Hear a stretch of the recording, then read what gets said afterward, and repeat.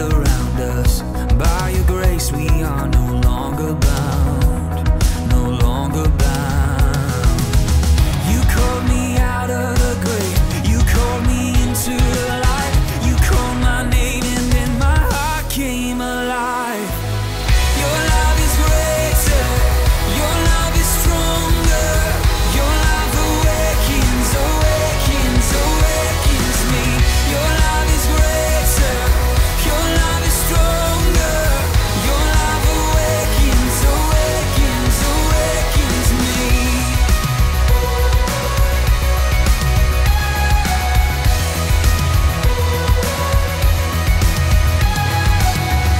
Feel the darkness shaking, all the dead are coming back to life, back to life. You hear the song awaken, all creation singing, we're alive, 'cause you're alive. You called me out of the grave, you called me into the light. You called my name and then my heart came alive. Your love is greater, your love is stronger. Your love awakens, awakens, awakens me. Your love is greater, your love is stronger. Your love awakens, awakens, awakens me. And what a love we found, death can't hold us down. We shout it out, we're alive, 'cause you're alive. And what a love we found, death can't hold us down. We shout it out, we're alive, 'cause you're alive. And what a love we found, death can't hold us down. We shout it out, we're alive, 'cause you're alive.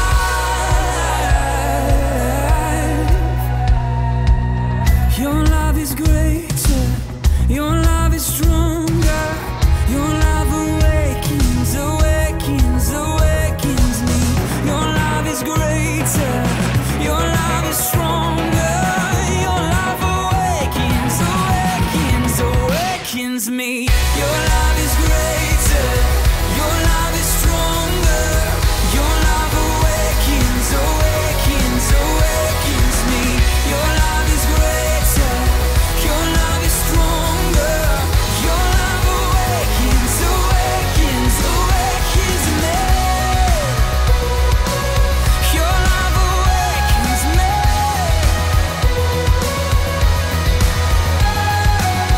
Your love is greater, your love is stronger. Your love awakens, awakens, awakens me.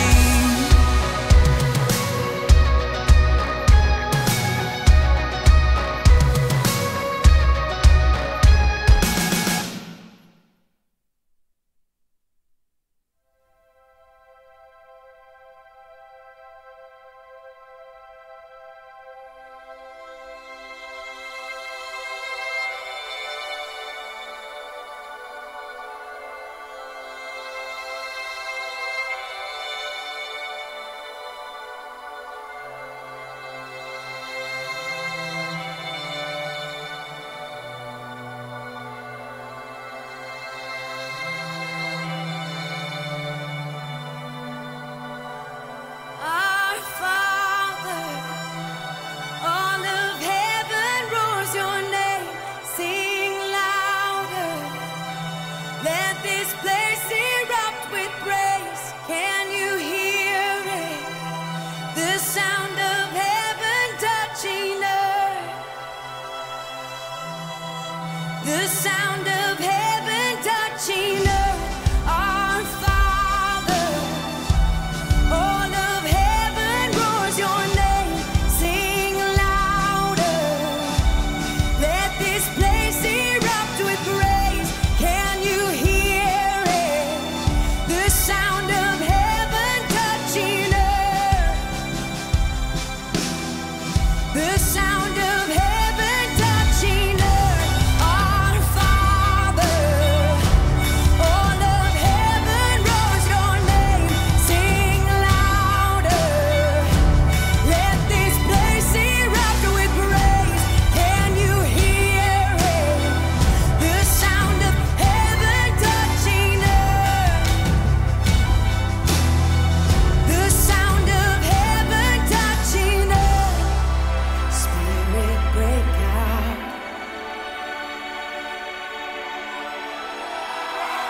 break our walls down. Spirit break out. Heaven come down. Spirit break out. Break our walls down. Spirit break out. Heaven come down. King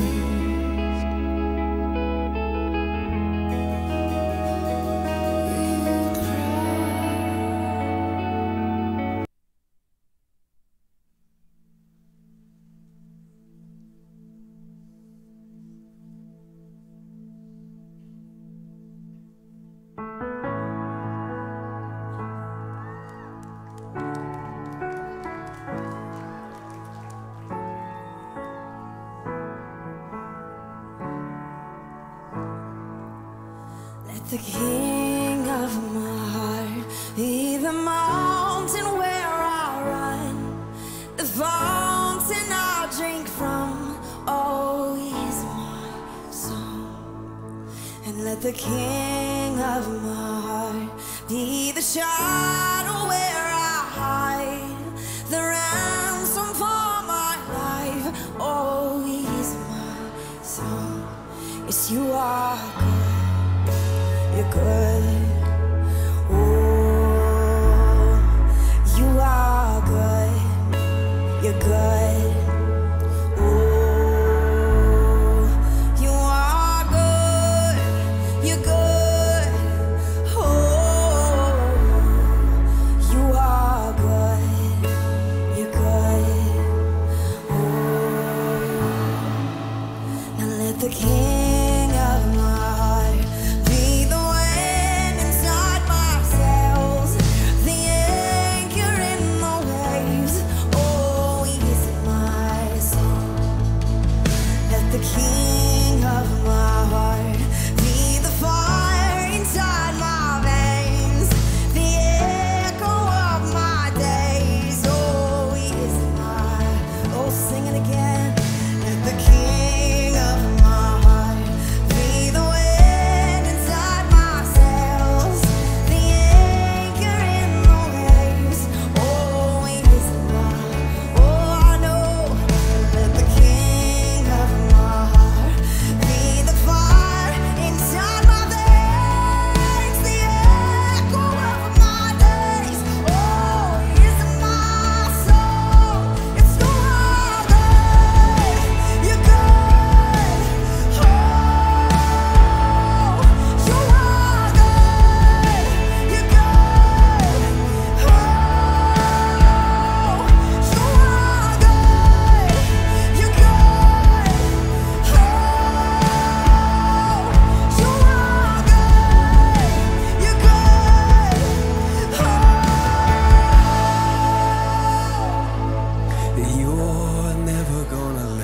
You're never gonna let me down. And you're never gonna let me down. You're never gonna let me down. No, Lord, you're never gonna let me down. I'm confident this morning. You're never gonna let. You're never gonna let me down.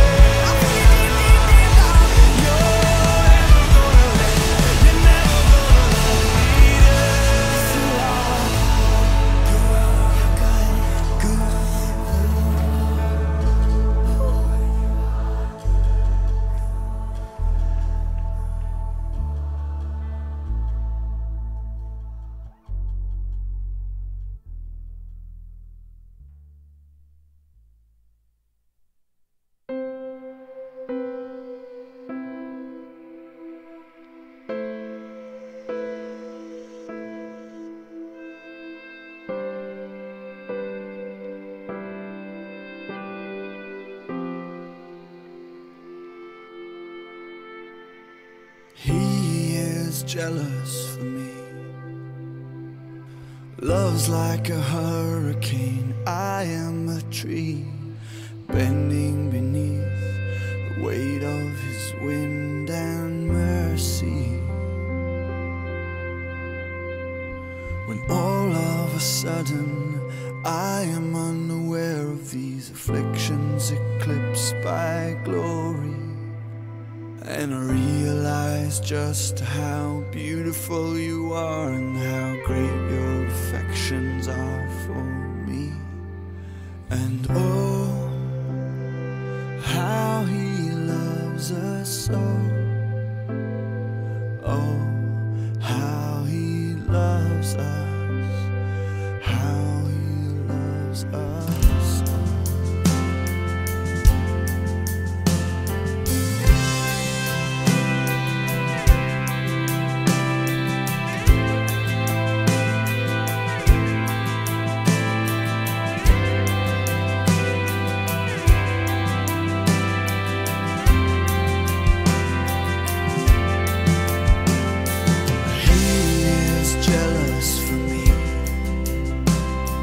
Love's like a hurricane, I am a tree bending beneath the weight of his wind and mercy.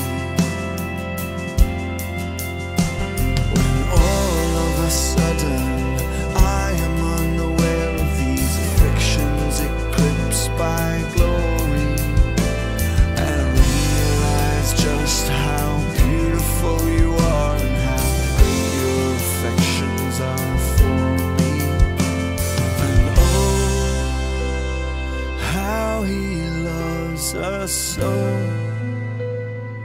Oh, how he loves us, how he loves us all.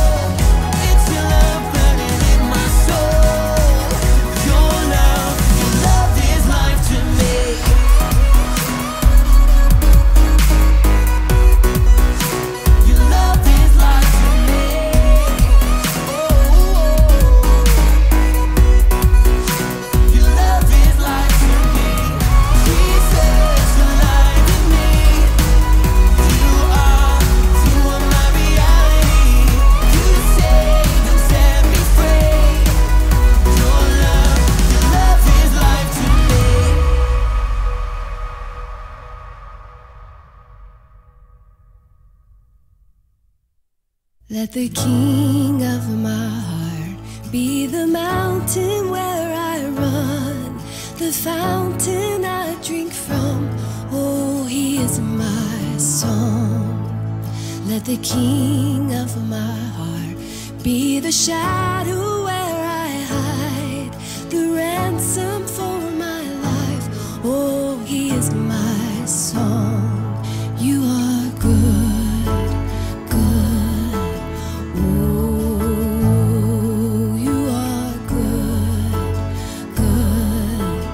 Oh, you are good, good. Oh, you are good, good.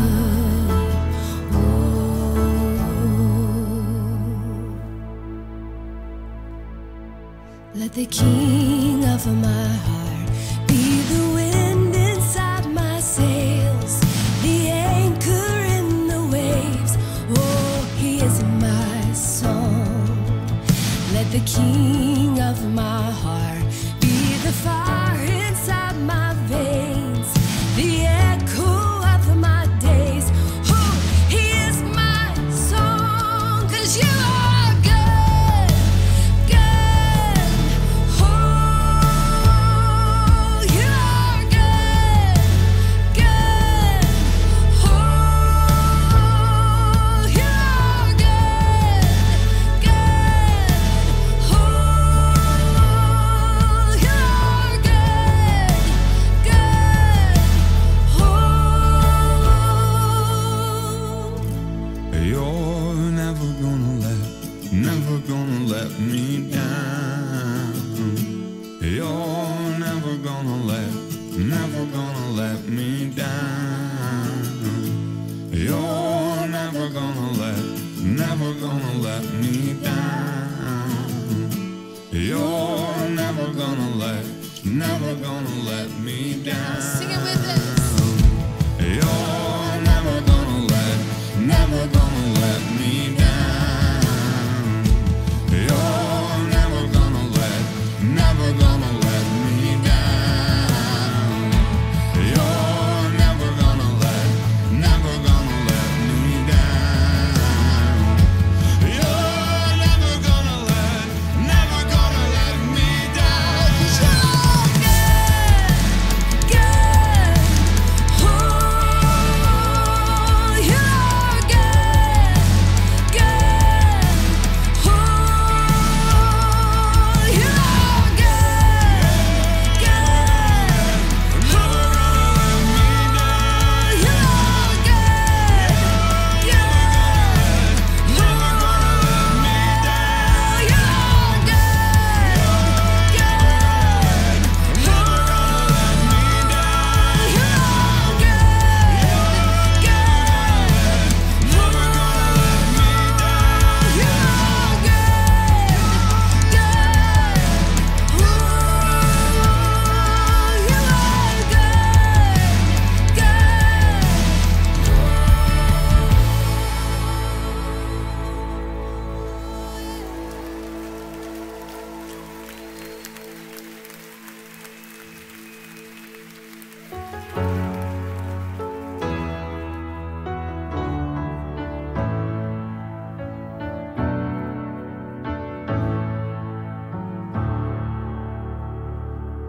And when the night is holding on to me, God is holding on. And when the night is holding on to me, God is holding on.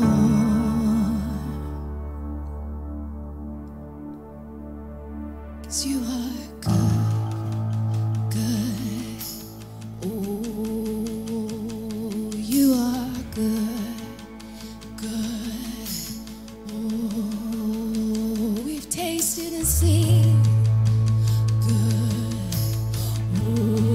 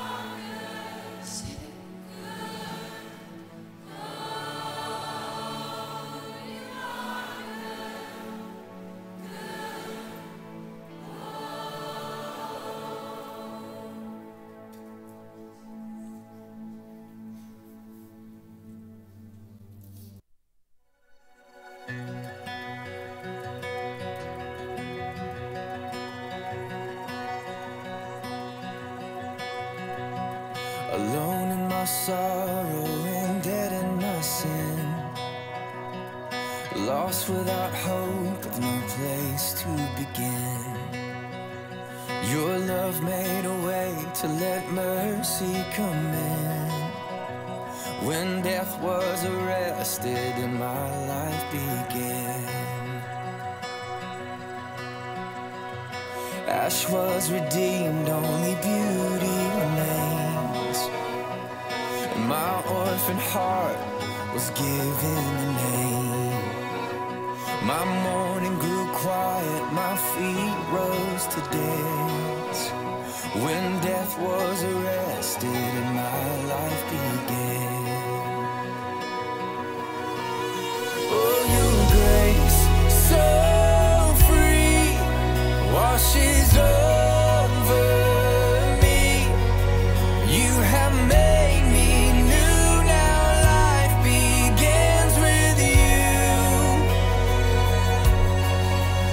It's your endless love pouring down on us. You have made us new, now life begins with you. Released from my chains, I'm a prisoner no more. My shame was a ransom he faithfully bore. He canceled my debt and he called me his friend. When death was arrested and my life began. Oh, your grace, so free, washes over me. You have made me new, now life begins with you. It's your endless love pouring down on us.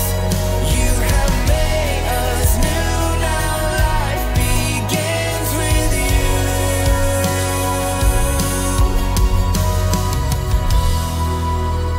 Our Savior displayed on a criminal's cross. Darkness rejoiced as though heaven had lost. But then Jesus arose with our freedom in hand. That's when death was arrested and my life began. Oh, your grace, so free, washes over me. You have made me new, now life begins with you.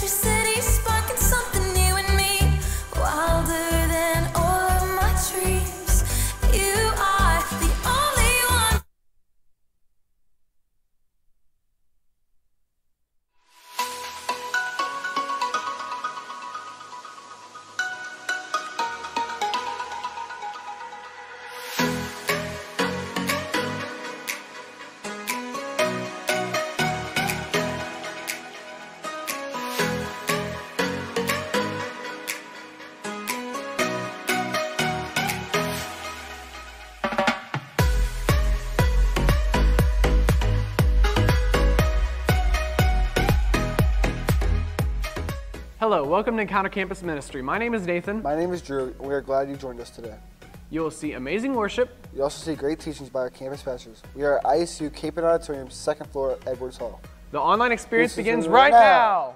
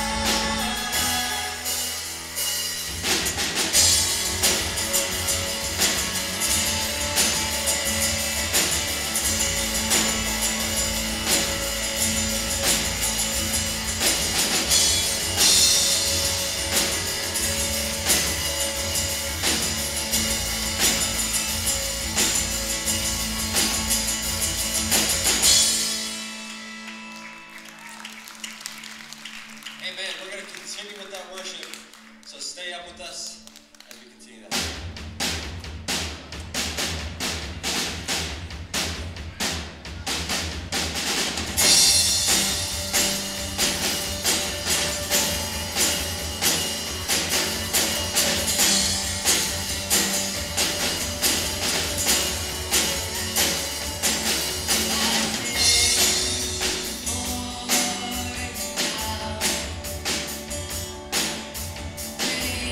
This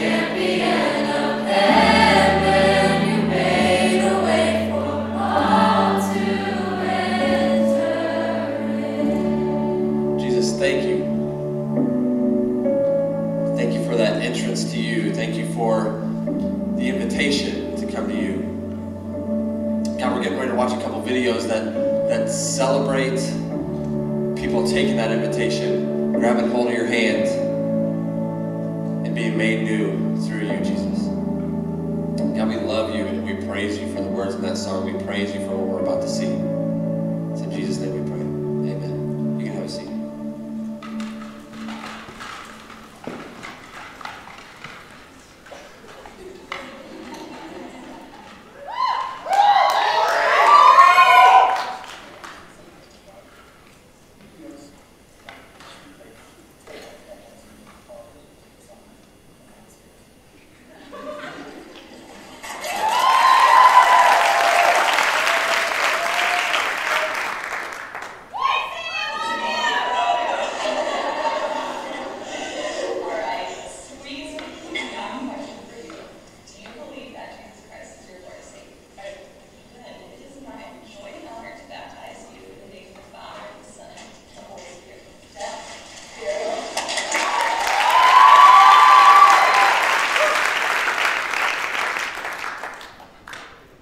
Welcome tonight. It's a pretty cool to start the night off with some awesome worship and celebrating what God's been doing.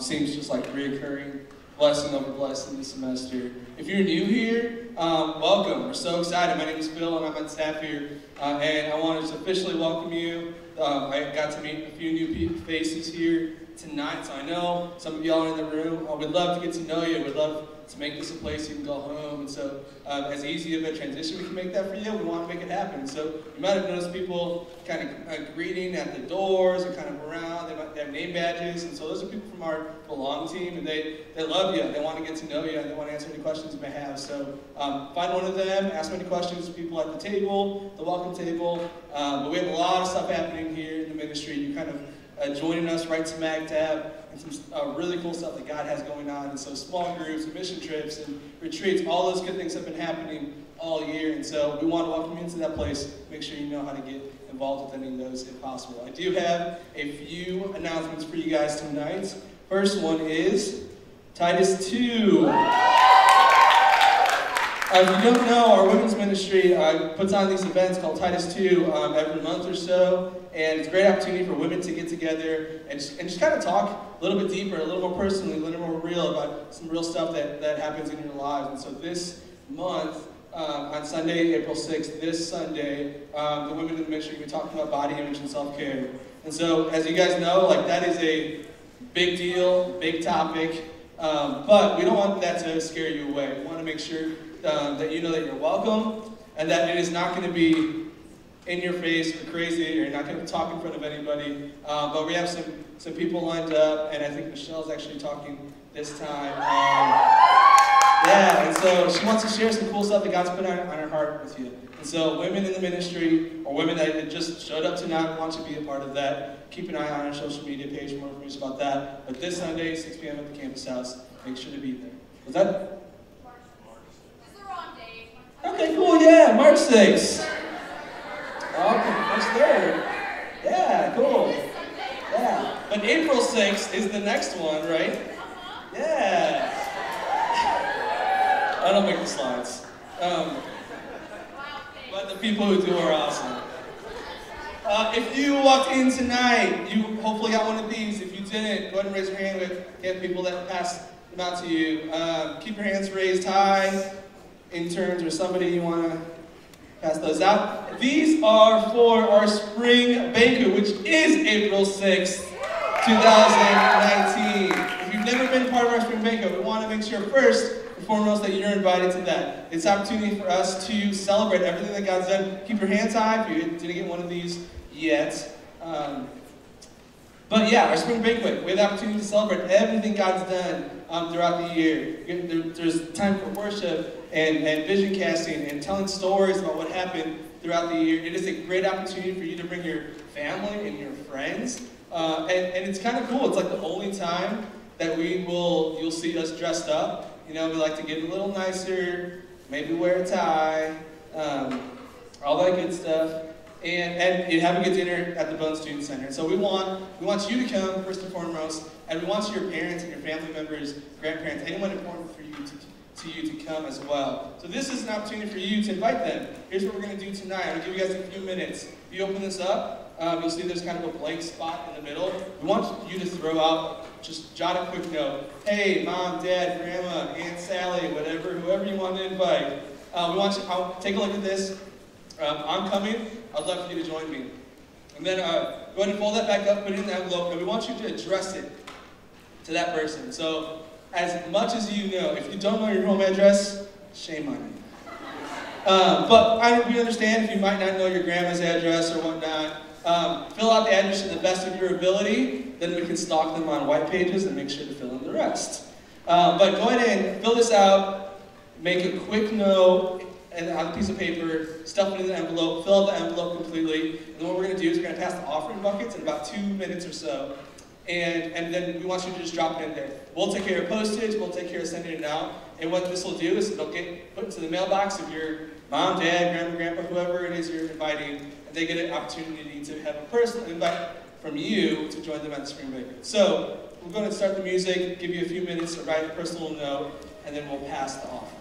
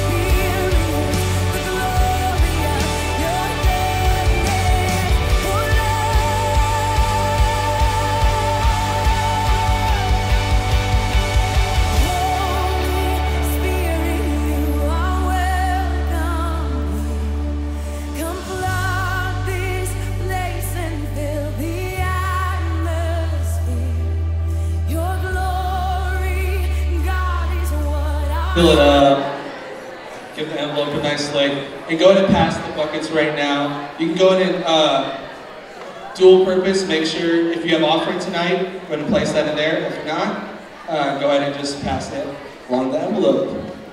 Thanks, y'all. You guys can go ahead and stay, and we're going to continue with our worship.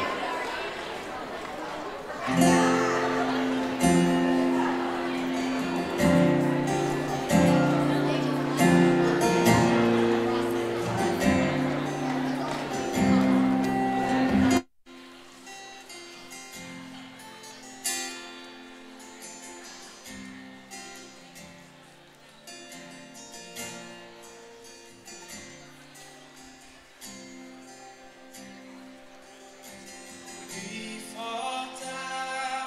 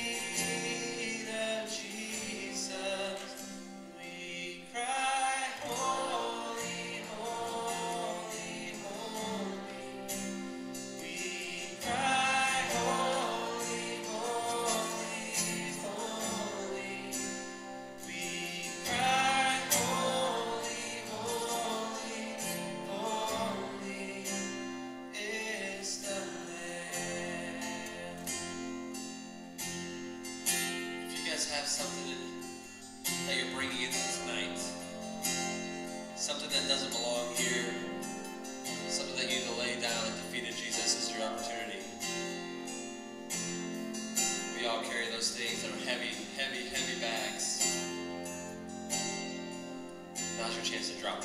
Here we go. We fall down, we lay our crowns at the feet of Jesus. Sing that out. Greatness of mercy and love at the feet of Jesus. We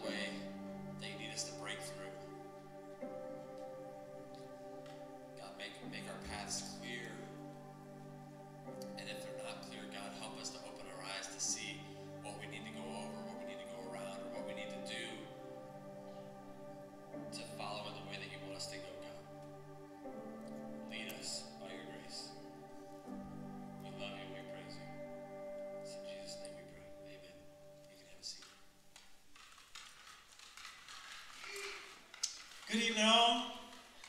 Glad you're in the room with us tonight. Hey, if you are just joining us for the first time or you're semi-new here, we're in a series right now that's called Stay Free. It comes out of Galatians 5:1. In the NLT it says this: so Christ has truly set us free. Now make sure that you stay free. Don't get tied up again in slavery to the law. And last week, if you were here, we talked about how our fear can be transformed into faith when we hold our obstacles up to God's character, when we see what he can do, what he's capable of. It transforms our fear into something else entirely. But that begs the question, what about when it doesn't? This is something in the church we don't talk about very well. What about when it doesn't? What about when my faith actually feels a lot more like doubt? What if my identity, we talk a lot about identity, my identity is a child of God. What if I don't feel that? What if I don't understand that? What if I spend long, really dark seasons of not knowing how to explore that? This is the difficult side of church, you guys, because that's difficult to speak out loud because it sounds like you just don't have enough faith. If you just had more faith, all of that stuff would be okay. And as a result, a lot of people sit in a very quiet space, not realizing how many other people sitting in those quiet spaces are sitting around them. And so you are a generation, it's all generations, but you are a generation when whether we're talking about anxiety or depression or self-harm, or we're talking about OCD or eating disorders, these quiet prisons are all over the place. All over the place. And I am really excited tonight that an old friend gets to join us. He's not super old. Like, you're not an old person. Yeah. You're just an old friend. Cedric, let me tell you how much he loves you guys. He moved here with his wife back to central Illinois from California to this weather. That's how much he loves this place and you guys. Yeah, it's a little crazy. But I will let him give a more in-depth introduction as to who he is. He's a doctoral intern currently at ISU, and when it comes to psychology, he knows a little bit more than I do, and by a little, I mean a lot more than I do. And so we asked him to be our guest to come in. He loves you guys. He works for Illinois State. He has a background in campus ministry and is a strong man of faith. And without, man, who better to talk to us tonight about that? So if you would give him a warm welcome, I'm grateful he's here. Well, good evening, everybody. I am so grateful for the chance to be able to be here tonight. It is true that my wife and our two kids, we moved back here for you all, right? We love Illinois State University. My wife and I, we were a part of campus ministry years ago from a place called Eastview Christian Church. That's our home church. Oh, okay, yeah, I was on staff at Eastview for about 7 years or so. So really, really strong place in our hearts. But we actually met in campus ministry at a small group our freshman year of college, which was wonderful, and we are going on 11 years of marriage now. So thank you. All right. So, I was trying to kind of give you a snapshot of kind of a few of my favorite things, right? And so in the picture here, you have a picture of my little family over there. This is Jasper May. It's my daughter that I'm holding, and then Justice is my son. My wife Hannah. Hannah and I are here. This is actually last weekend. We got to speak, do a marriage seminar in San Diego, which was really beautiful, by the way. We did a marriage seminar called Closer, Building Connection in Times of Comfort and Conflict. My wife is a marriage and family therapist. And then in the far left, as a corner, is me with a picture of 3 great buddies of mine, right? Rick, Derek, and Adam. And we got to go on a deployment together in 2004, 2005 to Baghdad, Iraq, that really changed the trajectory of my life. Which brings us to the center.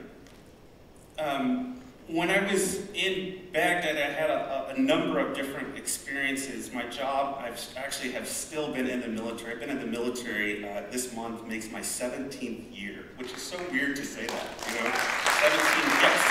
years, it's crazy. So I was, really fresh out of high school. 9/11 was my senior year, so that kind of shaped my trajectory, and so I found myself in Baghdad, Iraq from 2004 to 2005. And during that deployment, it really shifted a lot of things that were going on inside of me, all right? And in the process of being there, on May 18th of 2004, I was standing in formation with a line of tearful soldiers because we were mourning one of our friends that had gotten killed, and this is the second one of my friends that had gotten killed in a matter of 2 weeks.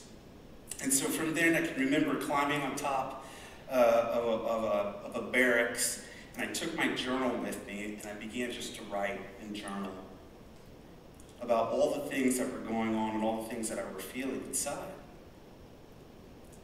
And I think that one of the things that really struck me when I was on the top of that barracks writing was the fact that later on that day, I was going to go on another mission, right? I was going to go to another raid. And so there was no really time to grieve and to mourn, really to be able to talk about these things. And so eventually it just kind of built up. And there was a lot of pain and a lot of anxiety. And I can remember writing, I was like, one day I want to be in ministry, but one day after I leave occupational ministry, I want to become a psychologist. And I can remember I spelled psychologist wrong in my journal, which I thought was so funny, like looking back, it's like, how did I spell that wrong? But anyways, I spelled it wrong in my journal. I thought it was so interesting. Well, you fast forward a couple of years, my wife and I, we decided to go to Fuller Theological Seminary in Pasadena, California. And outside of our kind of like a courtyard at Fuller in the Graduate School of Psychology, there's an emblem here. And what it is the cross of Christ that's implanted inside of the heart of psychology.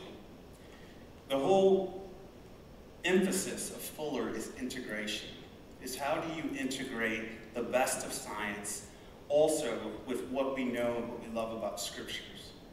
And so that brought me to Fuller, and we had been there for the last 6 years, toiling, doing dissertation work. My wife was also in the graduate program in marriage and family therapy, and then I ended up getting placed here at Illinois State. I got matched here. I'm sure some of you guys are pre-med, and so you've heard of those types of language, but I got matched here at Illinois State in the counseling services, and I am so grateful to be back here because I love the Redbirds.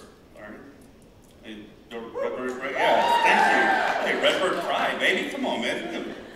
Rip off my Redbird shirt. But yeah, so I say all that to kind of set the stage as far as kind of where I'm coming from and where I've landed to move from occupational ministry, which was something that was so beautiful and was so encouraging and inspiring. And just being even in here tonight has been just so invigorating to watch that there are another generation of people who are trying to continue to love God, to love people, to worship together, to gather as community.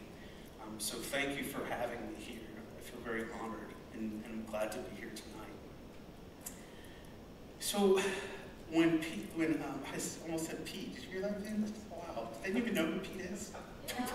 You guys are okay, all right, yeah, all right, yeah. Like, how old am I these days?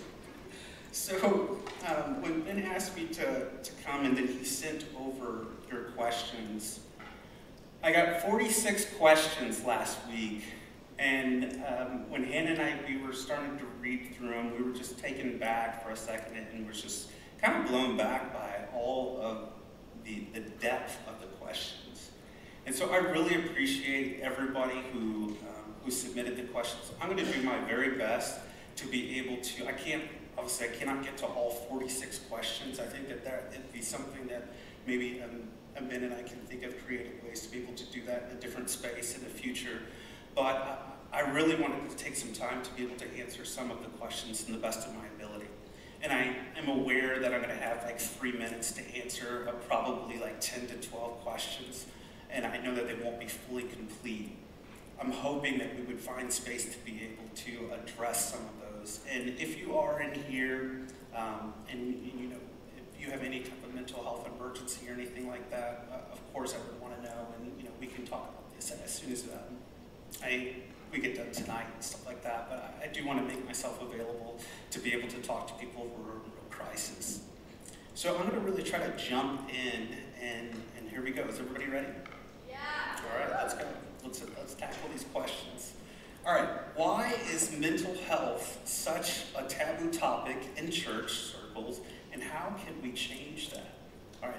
So from your perspective, I mean, just by a show of hands, how many people have kind of held that perspective where, or they've heard that that's, you know, Christianity and psychology are sometimes at odds with one another?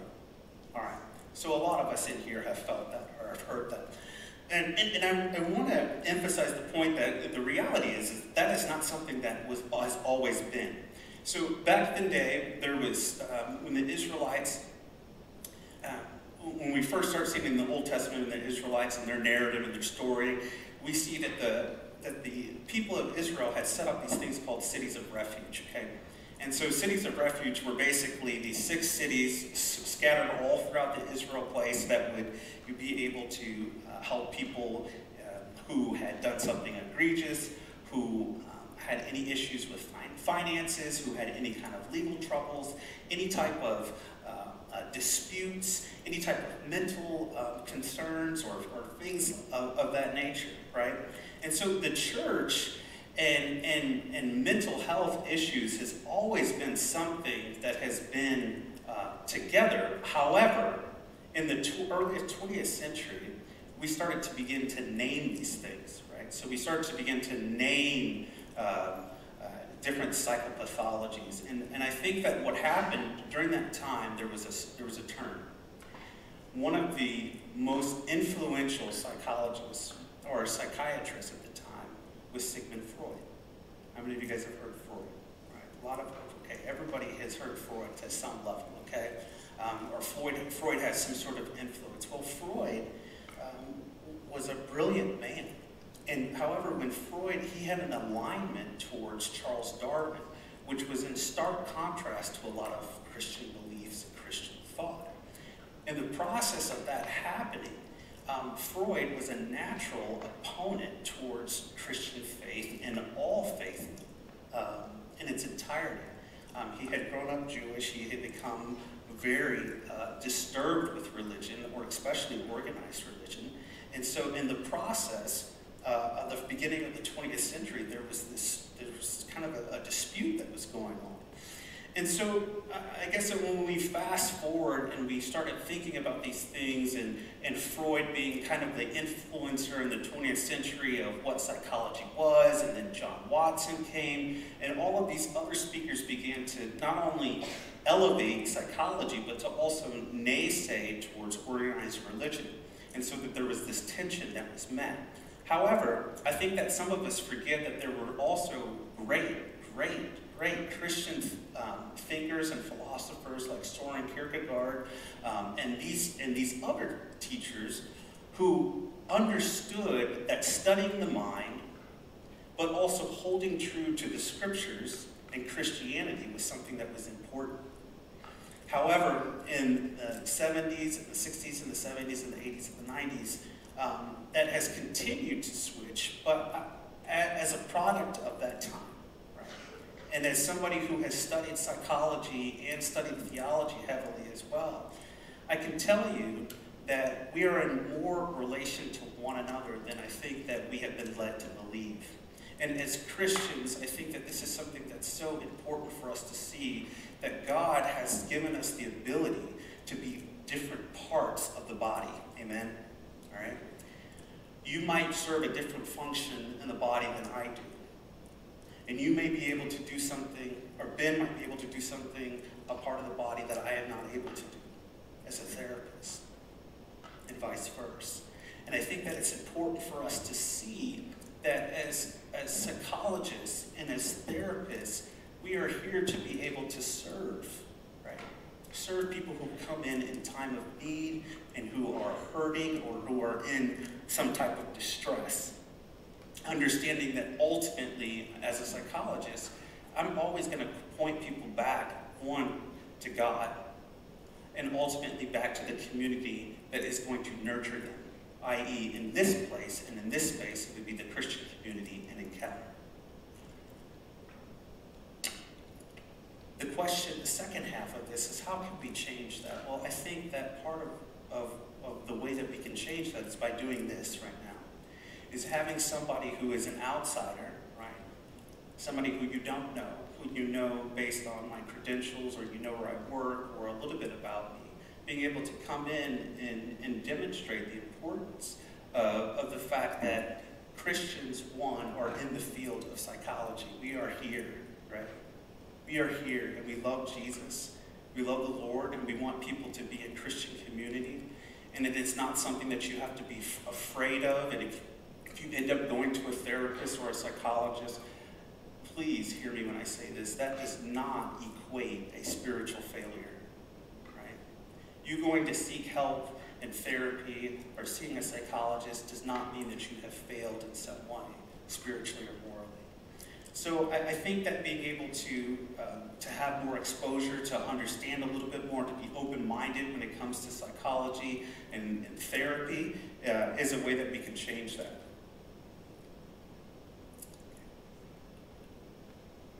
Okay, how does my faith interact with anxiety or depression or an eating disorder? How does what I believe about God intersect these types of mental illness? Does Jesus speak into this? Okay, so if you guys have your Bibles, I want you guys to turn to something real quick. Go ahead and go to Matthew 11.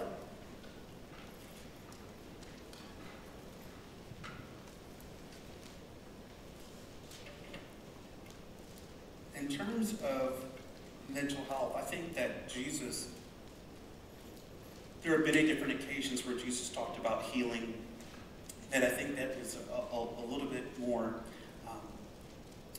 ambiguous in nature, not necessarily totally focusing on your physical hearing, but also in your spiritual, what is going on inside.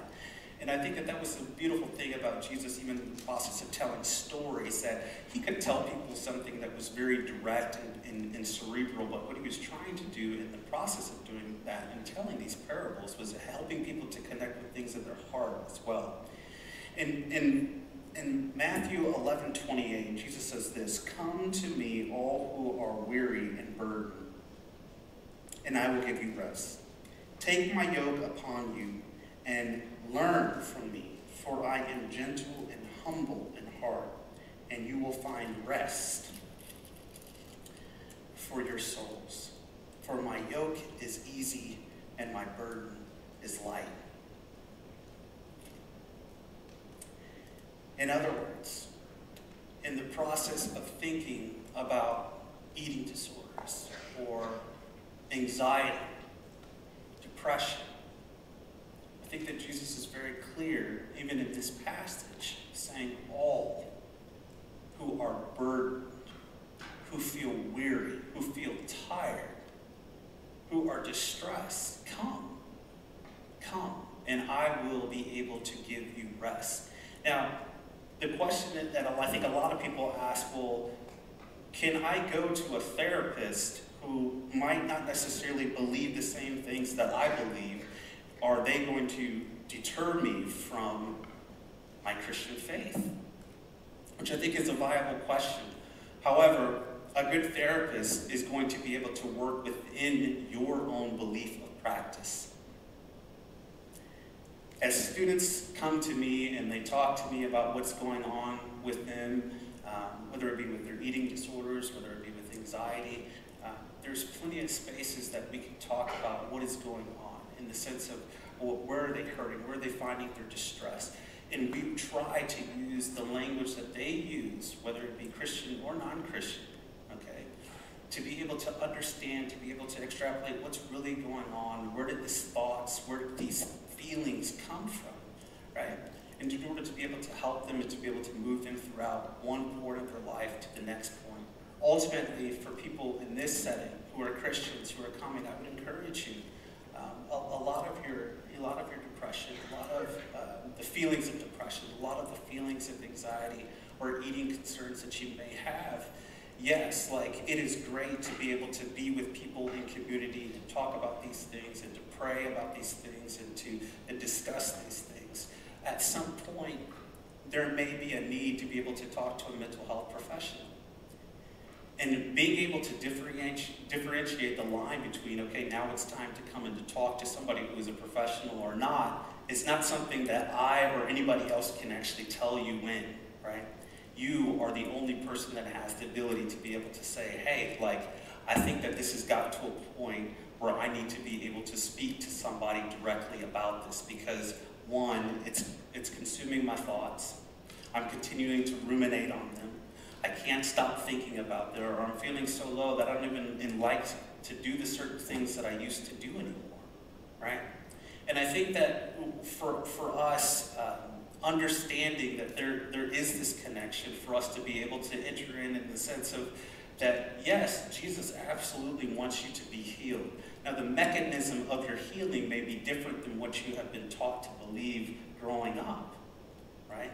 Or it might be different, or you might be able to expand that in some way, and trusting that, hey, you know what, that medications or talking to a therapist actually might be a way to be able to change, or it might be a way that helps me in this way, right? Primes it. Right? And that's not to say that that means that you are spiritually failing in some way, which I think a lot of people in this room might be wrestling with, based off of some of the questions of you're not feeling like you are a good enough Christian because you have to ask for help, which that could be anything far from the truth. Which kind of leads into this next question. How can I recognize when I need to talk to someone professionally? One, when you're not feeling yourself, you stop enjoying activities or people that you used to enjoy. This is more than just like, you're developmentally growing out of certain things. This is when you start to begin that you don't even like to do basic things that you always enjoyed to do, or to trauma.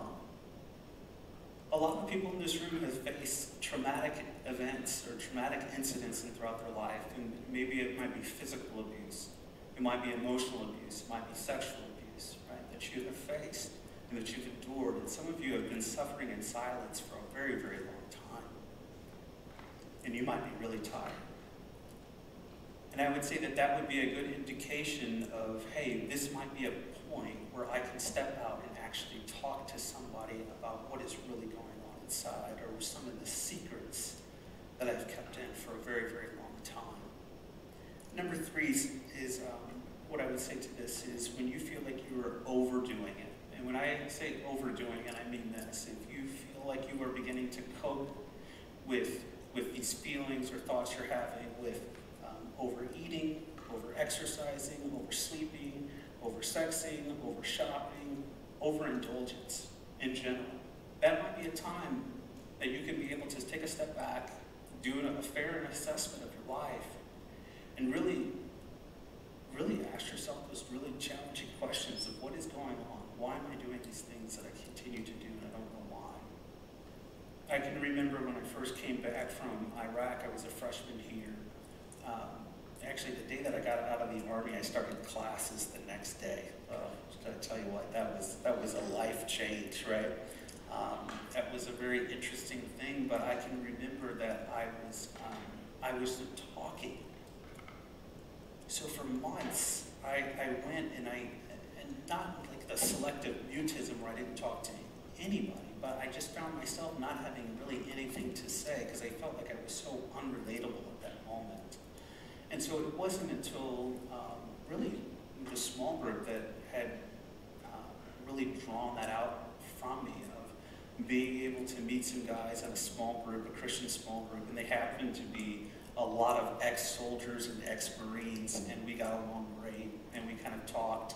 But it wasn't until that moment where I really recognized that I needed to be able to speak to somebody professionally about some things that I had, experienced, or the anxieties and the depression that I was experiencing as well as a veteran. And so I think that, this is kind of ambiguous because it's difficult. It's difficult to be able to say definitively, this is when you know that you need to speak to a mental health professional. But I would say that those three things, as far as when you're not feeling yourself or you're not enjoying things, when you have unexpressed trauma and that you need a new narrative, or you are engaging in these coping mechanisms that are just overindulging and not really exhibiting the self-control which you would hope to as a Christian to have when we think about Galatians 5 and the fruit of the Spirit. When you begin to see yourself and can do a fair assessment, that's when I would say that at that time is probably a good time to start to see a mental health professional. Okay. This was one of the questions. Can I give my life to Christ and still self-harm?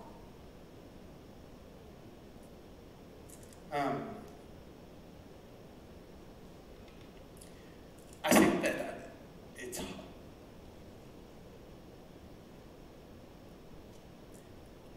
my wife and I, we sat around and when we were reading these, when we came across this one, we kind of just looked at each other for a second. And I think it kind of took the wind out of our sails for a second. One, just because whoever it is that, you may or may not be here tonight, but if that is you, yes. Yes, definitively, you can come to Christ. You can give your life. You can accept Jesus today. You can accept Jesus in your seat. You can ask Jesus to be the Lord of your life. And in the process of justification, he will accept you with welcome arms and open arms and an open heart.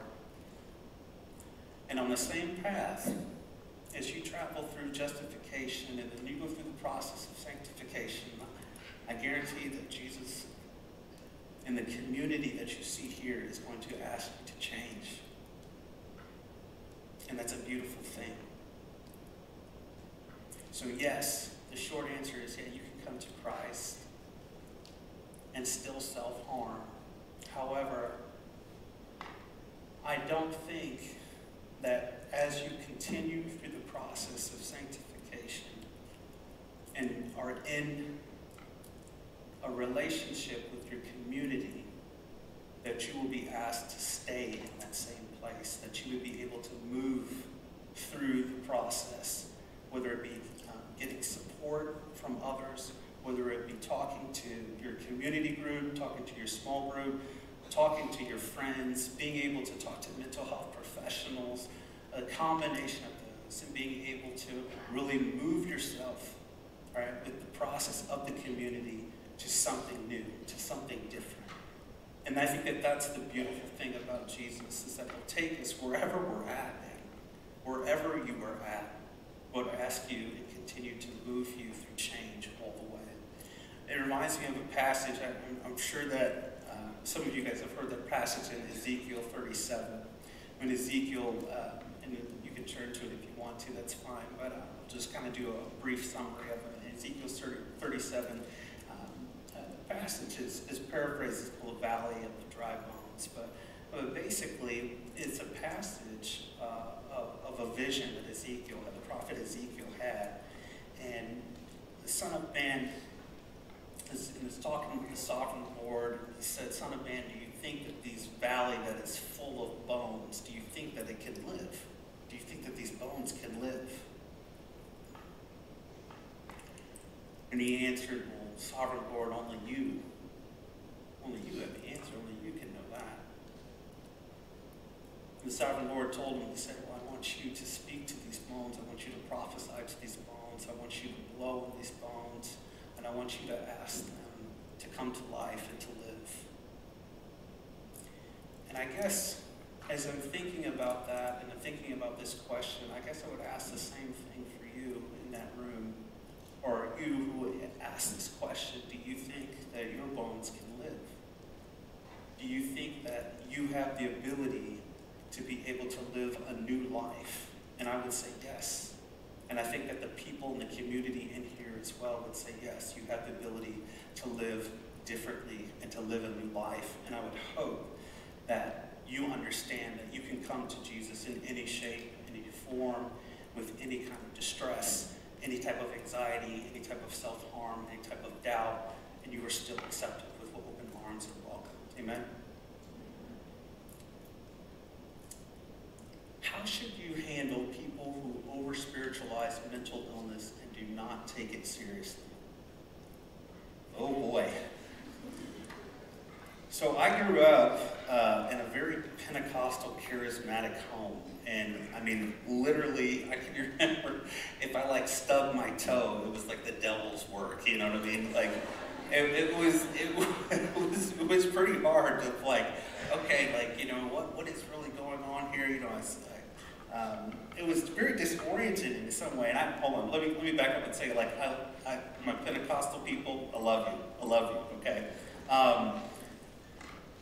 But it was really challenging for me just to understand. It's like, well, what part of this is this God? Is God involved in all of this? And I would say that everything is spiritual. I do believe that, right? Everything is spiritual. Now, excuse me. I think for this question is when you're handling people who don't necessarily take your mental illness serious, right? Or they don't have the patience to be able to talk to you about this. One, quite frankly, I would say find a different support system who will. And I know that the leaders in this community, here at Encounter, Ben, Phil, okay, I know that they are taking this seriously by even the way of even having me here to be able to speak upon issues so delicate, okay? So I think that this is a safe community. And so in the process of it being a safe community, also being able to step in with a brave space, right? And being brave, and being able to say, you know, I am suffering through this, and I am struggling with this, and being able to talk to them, as well as being able to facilitate a space for you to be able to talk to a mental health professional, or being referred to somebody out in the community as well, because I do think that that's something that's incredibly important.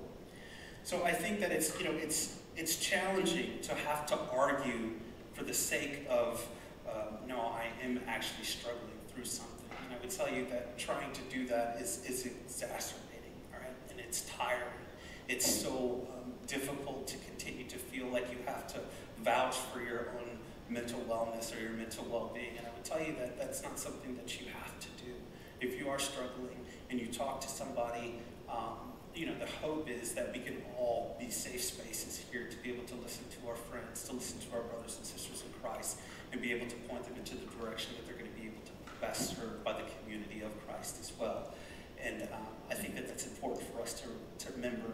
And so, yeah, for people who don't take, you know, who over-spiritualize mental illness, and they make it, they demonize it, or they make you that you're not praying enough, or you're not doing this enough, and you need to say this a little bit more, and that is actually, I think, continuing to perpetuate that cycle of where you feel like you have to earn your grace with God, and grace is given freely. Grace is given freely. And so you don't have to earn your way, you don't have to earn your love for Christ. Christ already loves you, already accepts you, already is inviting you into his space. And so I would say that you find friends, find people who do support you, find people who would be able to open up their ear to be able to listen to you in the process of doing it. Let's go to the next question. Does struggling with anxiety mean that I'm not praying enough or trusting God, which I kind of alluded to this. No. All right. So as far as for anxiety too, you know, anxiety is really normal. So like before I came up here, you know, I'm a little anxious. That's normal. Okay. Having some sort of anxiety at some level, it's a survival mechanism. If there was like a bear like running down the aisle, I would expect people to be a little anxious, right? It's a survival mechanism, right? So we need that at some level. And so I think that sometimes when we think about struggling with anxiety, right, when you feel like you are to the point where you can't breathe, you can't sleep, you can't be in a group of people, you don't feel comfortable. When you start having those types of symptoms, and you're struggling with it, and you're praying, and your community is praying for you, and your community is praying with you, but they continue to plague you. And then I would say that, okay, like you can still be within the community, you can still continue to pray. You can still continue to seek out faith for answers and to be able to read the scriptures and to be able to meditate on the scriptures and to read the Proverbs, to read Lamentations. But understand, too, that there are a whole body of believers and a whole other arm of wellness and well-being. And people who are Christians who also study psychology that can be able to overlap some of the things that we already know about scriptures as well. And so I think that being able to take that integration perspective, especially when it comes to this and understanding that your prayer, it's not your lack of prayer, that you're struggling with depression or you're struggling with anxiety. And that is something that we really, as a church community, I think that we have failed at. Right? We have failed at people even assume that that is the possibility of truth, which is far from it. So I think that continuing to be able to reach out and understanding that there are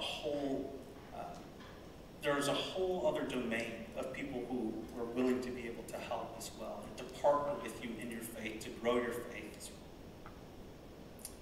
Okay, what is the line between trusting God can heal and using resources like counseling and medication? And I think that this goes back again to, all these are great questions. Well, how do you believe that God heals, right? Ultimately, I believe that God always heals through the sense of community, right? As somebody who I lean more towards interpersonal psychoanalysis. So understanding that people in psychopathology only can be seen in interpersonal relationships. So the way that you experience pain and the way that you experience hurt is through relationships, right? And the way that I think that God heals people who are struggling with all different types of pain and suffering is through their relationships. So being able to be connected to the community, this community, a church community, your local church community, all right? Being able to seek mental health treatment, to be able to receive medication if that's something that you need to do, then I think that that's beautiful. But that's not the only effective way to be able to treat mental illness is just by medication.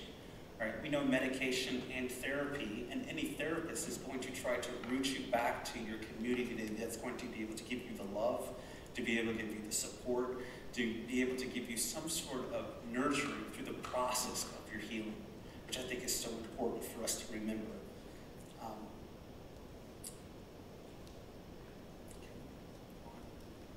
Now we're really short on time, so I'm going to try to get through these last couple. I'm struggling to understand whether or not I should be in the relationship I'm currently in. I love them and I see a future, but I'm not sure if it's God's plan. How do you know for sure this is what God wants or has planned for me? Great question. Great question. It's an important question. There's a psychoanalyst. His name is Irwin Yalom. And he wrote a book called Love's Executioner, which he kind of talked about, being the executioner for love and relationships many times for his patients. And I hope that I am not that tonight. I don't want to be the catalyst for breakups in here, mass breakups or anything like that. But the reason why I wanted to answer this question is because I think that a lot of times at the root of it, it's this: how do I know for sure what is God wants for me? Well, I think that sometimes in our 21st century mind, we feel like Cedric Williams, God has this plan, and if I don't follow it to the T, then I'm going to be out of the favor of God. All right? It's kind of like a Price is Right God. Right? Where you feel like if I open door number 1 and I step through that and I do that, and if God's plan, if that wasn't the right plan, then I'm going to get skunked for the other 2 doors, right? And I think that we probably wouldn't say it that frankly, right? But I think that in the back of our minds that some of us unconsciously have that thought and idea of what God is like. And I would say that that is not the God that we serve. God commands us to love God and to love people. To love God with all your heart, your soul, your mind, your strength. And so I think that there is so much freedom following God and choosing, right? Understanding that there is wiggle room. Understanding that God's grace and his favor covers. Right? Now, with that said, that was kind of like a meta, right? As far as your individual relationship, you can recognize very clearly, there are clear signs if the relationship is healthy or is not. Your personalities in your relationships can be very different. And you can have a great marriage. My wife and I, we have very different personalities. Right? But our character are the same. Your personalities can be different. But your character, the heart, who you are, is to be aligned in some way. Rooted in Christ. Rooted in the understanding, a shared value of the gospel. Shared value of what it means to love well, what it means to love in this community, what it means to be together, what it means to serve one another. Those types of things, right? In the process of also assessing your own relationship, there are some telltale signs, all right? If there's any kind of abuse, if there's any kind of emotional abuse, if there's any type of manipulation, codependence, any type of physical abuse. Okay, those are signs that maybe, hey, this isn't right. And even if you have questions about your relationship and you don't feel like you have the freedom to voice those, then that would also be a sign as well. So I appreciate this question because I think that a lot of people, especially at this age, we have a lot of questions regarding future and compatibility. And I would encourage you, I really would encourage you, take an assessment of your relationship. What do you want out of your relationship? Thinking about your relationship and be able to move forward.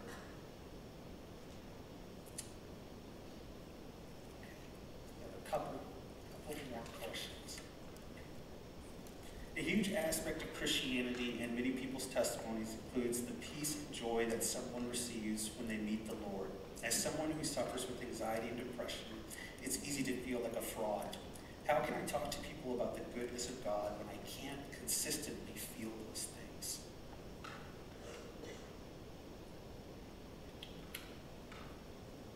I think that this is, once again, a very good question. Sometimes we don't feel like it. We don't necessarily feel good. We don't feel well. Is that okay in our Christian faith? Well, I want to go back to the Old Testament. When the Jewish diaspora started in 733 BCE, right?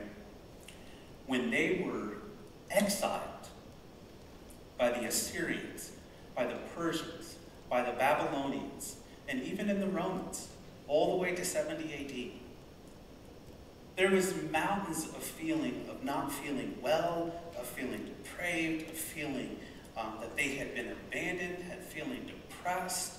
I mean, a lot of the Old Testament scriptures, this is what is coming out in their words, is this pain. And so I don't think that as Christians that we always have to have this, I feel awesome and, this happy smile. That's not who I am as a person. I'm not like that. I'm sure that there's a lot of people in here who don't feel like that. That doesn't feel congruent, right?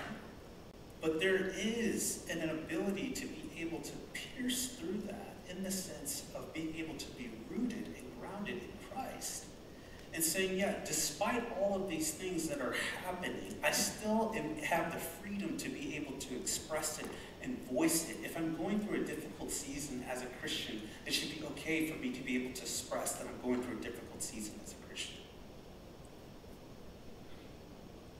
And I think that being able to have the power within the community, to have people that we trust, have people that we love who are for us, if we truly believe that God is for us and God's community is for us, to be able to step into that space and honestly say, you know what, I'm not really feeling as energetic as some of these people, right? And comparison is just a killer in general. Like, you don't need to compare yourself to, person A or person B that is a Christian, or somebody that is, in your small group, or whatever it may be, right? You don't have to compare yourself, right? Don't put yourself into that box, because it'll never fit. So I think that being able to give ourselves the freedom to be able to feel congruent with how we are feeling, to be able to express that, and to find people that we trust to be able to express our true feelings is something that's going to be really important as you continue to move forward. Okay.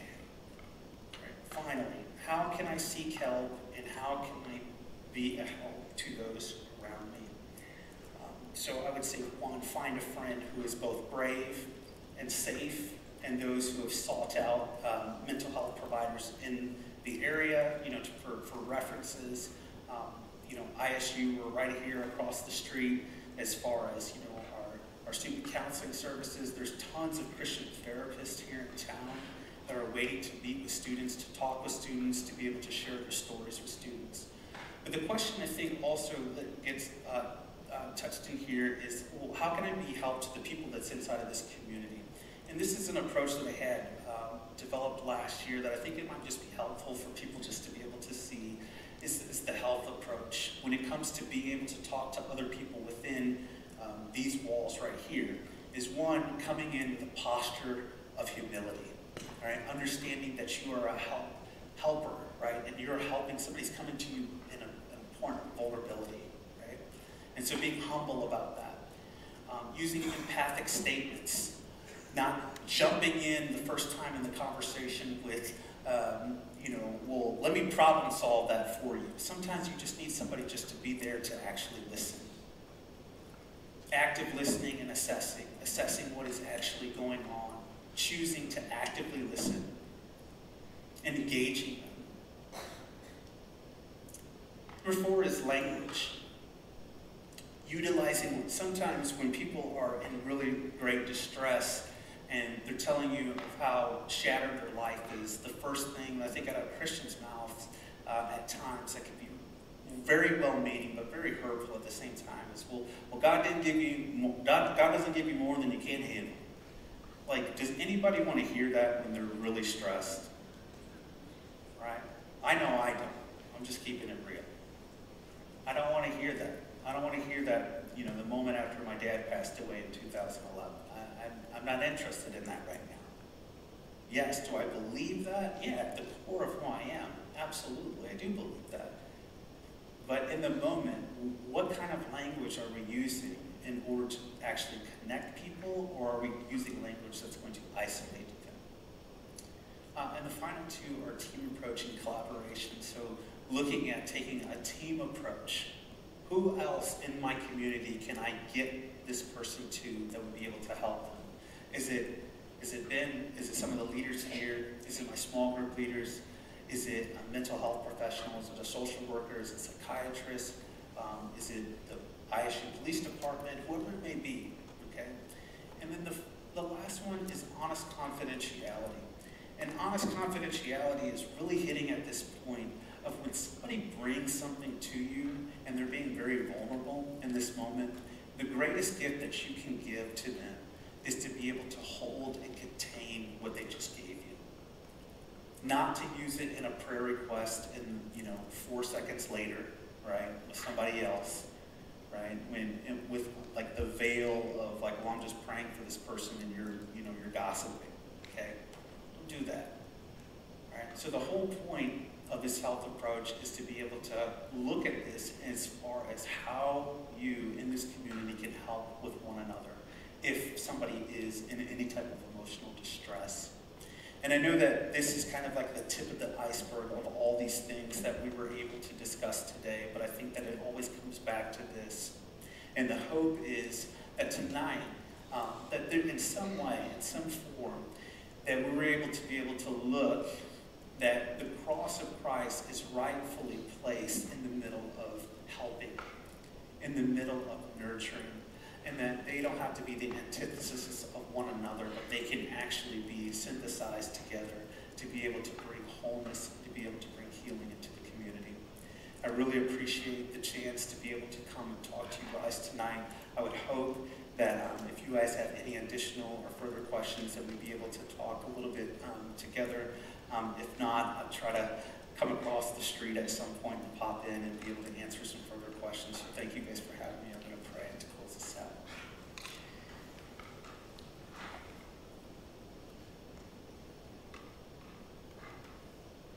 Heavenly Father, we thank you.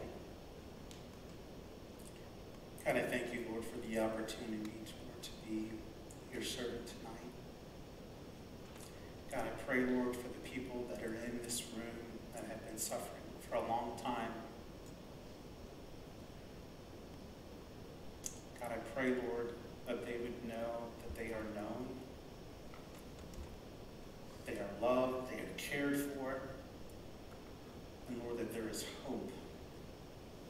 And there is hope at the cross, there's hope in this community, and that there is space for them to be able to mourn, space for them to be able to find rest.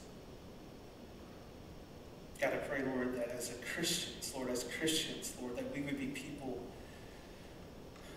Lord, who would love well, who would be kind, who would be generous, Lord, who would be full of compassion and grace.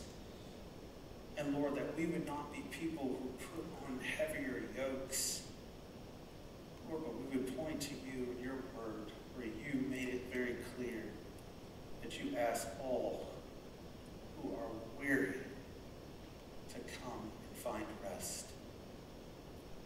So God, I pray, Lord, that your people in this room tonight, Lord, would find rest in you, the ultimate provider of all our healing. In Jesus' name, amen. And can we give Cedric a thank you, please?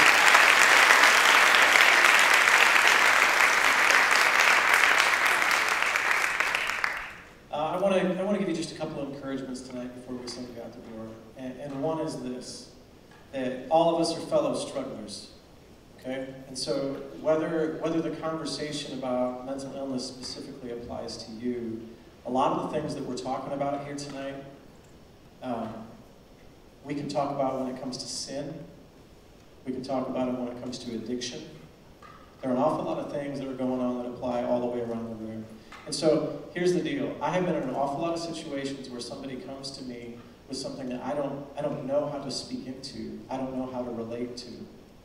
Do you know what? In that moment, it's a beautiful thing to know that I can be a voice of God in this person's life and not the ultimate authority. That I have people smarter than me that I could call, like Cedric, and be like, I don't know what I'm doing here, dude. You are the same way. You don't have to know everything about a situation to be able to speak a kind word, to be able to listen in humility, and to be able to know when you're in over your head and you maybe need to make a phone call to somebody else. You can be the hands and feet of Jesus Christ that way. You have the authority to do that way, just like I do. You have that too. Cedric has spoken a lot of truth tonight. I so appreciate this dude because we gave him an impossible task. It's like, could you answer 50 incredibly vulnerable, complex questions in 30 minutes? There's no way that he can do that. I appreciate what he did tonight. So much truth. But let me close. This is a wonderful way to close. Let me close with a couple lies, okay? That I have noticed a commonality when I'm meeting with people who are struggling in major ways. And the two lies that I see that are common is one, that things will not change. I am stuck and there is no way out. No matter what space that you're in this room, whether we're talking about mental illness, whether we're talking about sin, our God is a God who brings change. And sometimes that's slow and those seasons are long, but he works in them. I believe that with all my heart. And that's a lie. The enemy loves to feed. You are stuck and the situation cannot and will not change. And the second is this, that you're alone. That's one I hear a lot. And Scripture speaks directly against it. Paul tells the church in Corinth, no temptation has seized you except that which is common. Meaning that thing that you're struggling with, that you're like, man, nobody else is struggling with that. The person sitting next to you tonight is sitting there thinking, man, nobody else is struggling with this. I can't tell you how many times somebody has opened themselves up, made themselves vulnerable, and they say, am I the only one? It's like, no, you're not the only one. God can bring change, and you are not alone. And I love the power of God working. The power of God working in community is a beautiful thing. So let me restate this, not later in April, but this Sunday night, ladies, 6 o'clock. There's a tireless event. Please make sure that you're there, girls, not guys. Anything else I need to hit before we're gone? All right. See you later. Have a great week.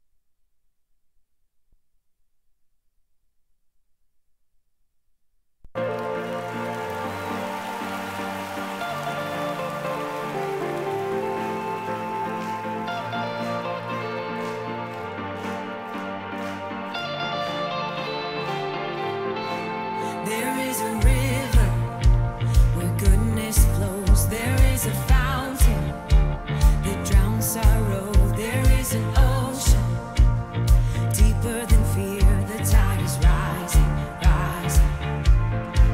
There is a current stirring deep inside. It's overflowing from the heart of God. The flood of heaven crashing over us. The tide is rising, rising.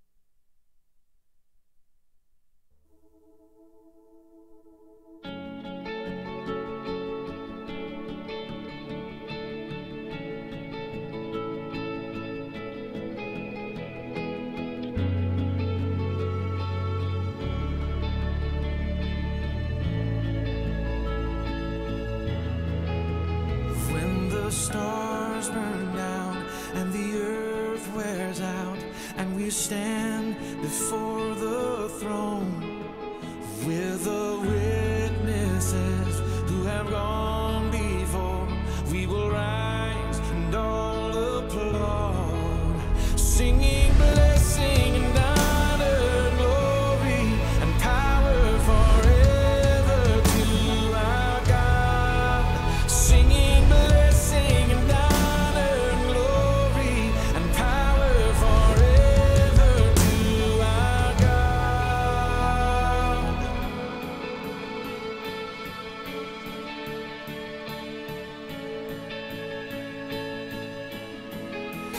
When the hands of time wind fully down and the earth is rolled up like a scroll, the trumpets will call and the world will fall to its knees as we go home, singing blessing and honor, glory and power forever to our God. Singing blessing and honor, glory and power forever to our God. Singing blessing and honor, glory and power forever to our God. Singing blessing and honor, glory and power forever to our God.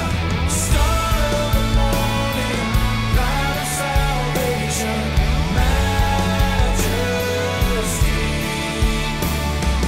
God of all mysteries, Lord of the universe, righteous King.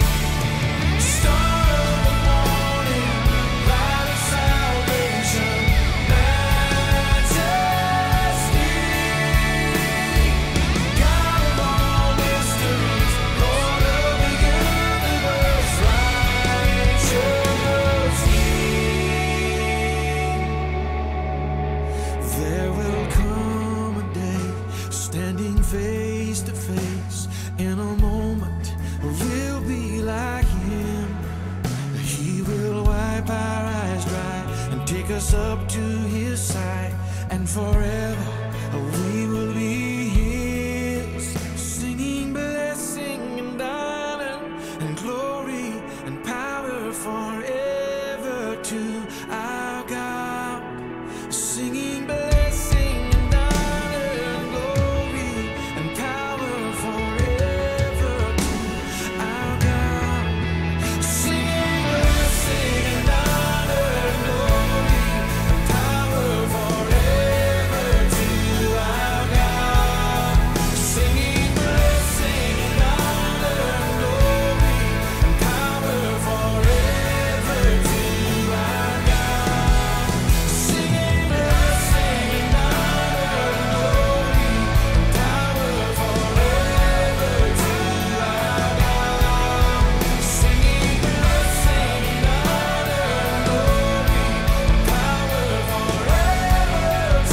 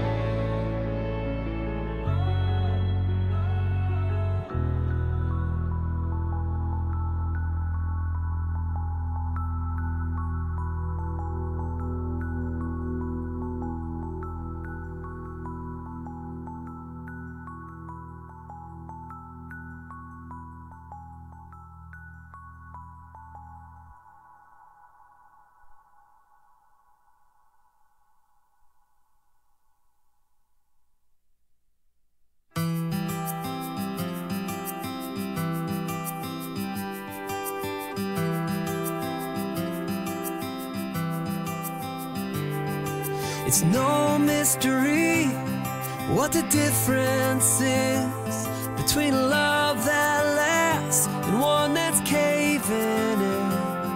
It It takes more than a feeling if you want to survive in a world that blurs the lines between wrong and right, trades true love for a compromise. Oh, I want to finish the life we've started. I want to be two old beautiful souls who stayed with it.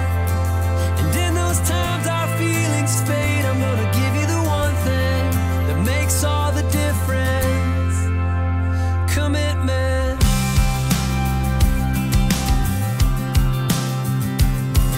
Some people say you shouldn't have to change, that somebody should love me exactly the way I am. And maybe it's true, but I'll do whatever it takes to help you realize that I'm in for life, to lift you up and lay down my pride. Oh yeah, 'cause I wanna finish the life we've started. I wanna be two old beautiful souls who stayed with it. And in those times our feelings fade, I'm gonna give you the one thing that makes all the difference. You have my commitment. I'm with you through any kind of weather. I'm with you, sunny days or disaster. I still do, and it's never gonna matter what we're going through, 'cause we're in this together. And I wanna finish the way we started. Just two broken souls clinging on to Jesus. We've seen his faithfulness and grace, and I wanna love you that way. Oh, I wanna finish the life we've started. I wanna be two old beautiful souls who stayed with it. And in those times our feelings fade, I'm gonna give you the one thing that makes all the difference: commitment. You have my commitment.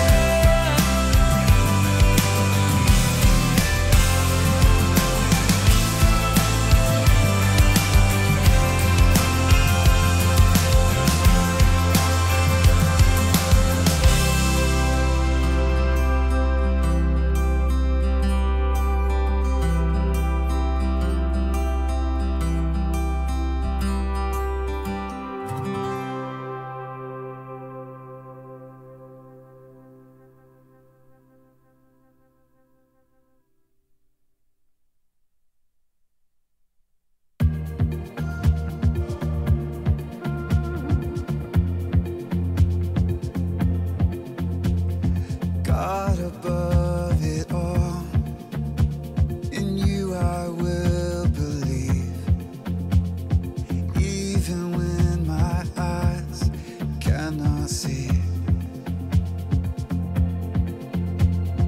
God above it all, my life is in your